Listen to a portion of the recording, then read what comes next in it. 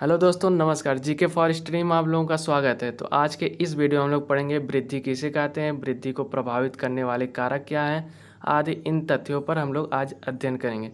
तो video start करने से पहले चैनल पे नए तो चैनल को जरूर से सब्सक्राइब कर लीजिएगा और बेल आइकन को प्रेस करें ताकि हर एक वीडियो का नोटिफिकेशन जाता रहे। तो चलिए हम लोग स्टार्ट करते हैं।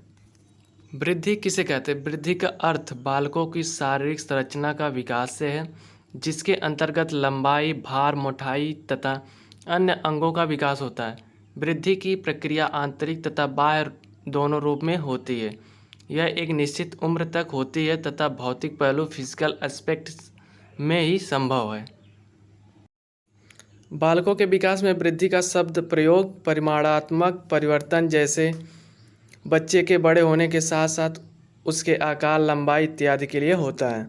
वृद्धि विकास के प्रक्रिया का एक चरण होता है तथा इसका क्षेत्र सीमित होता है। यह प्रक्रिया एक निश्चित उम्र तक ही चलती है तथा जब बालक परिपक्व हो जाते हैं तब यह प्रक्रिया रुक जाती है। यह वृद्धि भौतिक विकास को दर्शाता है।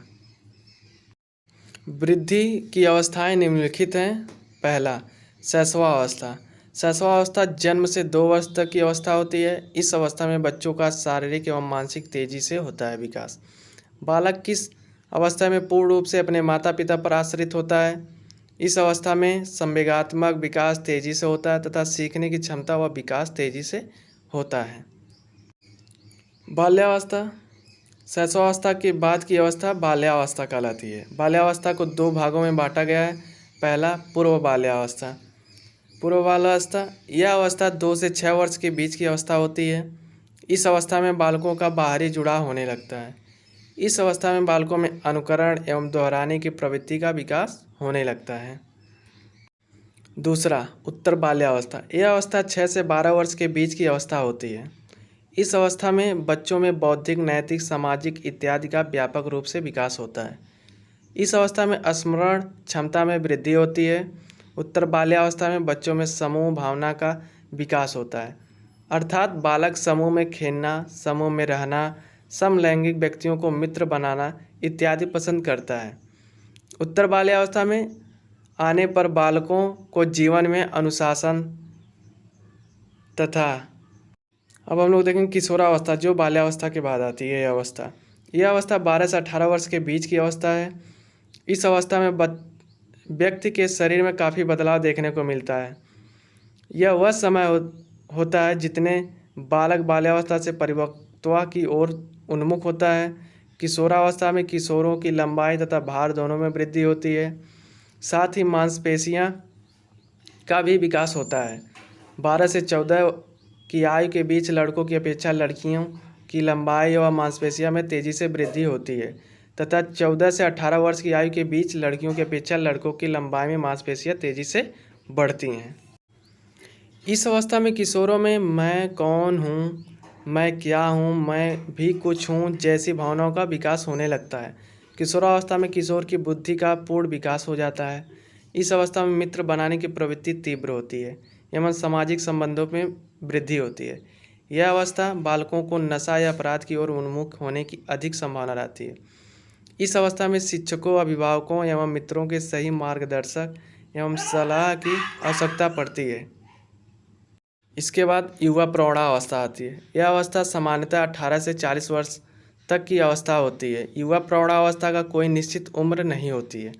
यह अवस्था मानव विकास में एक निश्चित परिपक्वता ग्रहण करने से प्राप्त होती है। परिपक्व प्रौढ़ावस्था यह अवस्था सामान्यतः 40 से 65 वर्ष के बीच की अवस्था है।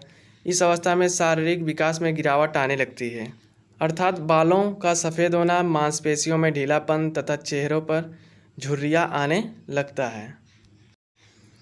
वृद्ध प्रौढ़ावस्था यह अवस्था 65 से ऊपर की अवस्था है। इस अवस्था में शारीरिक क्षमता खत्म होने लगती है। इस अवस्था में सामाजिक, आध्यात्मिक, धार्मिक तथा सांस्कृतिक क्रियाकलापों के प्रति रुझान आने लगती है।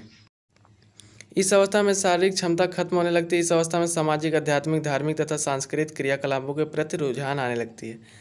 अब देखेंगे हम लोग वृद्धि को प्रभावित करने वाले कारक कौन कौन से हैं। वृद्धि को प्रभावित करने वाले कारक उत्तरदायी होते हैं। अनेक कारक होते हैं इनके जो निम्नलिखित हैं। पहला, पोषण है।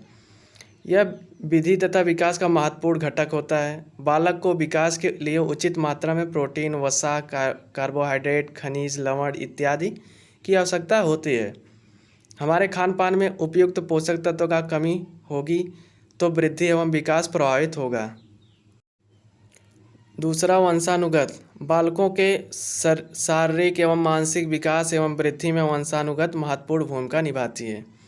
माता पिता के गुण एवं अवगुण का प्रभाव बच्चों पर स्पष्ट रूप से देखने को मिलता है। तीसरा, लिंग।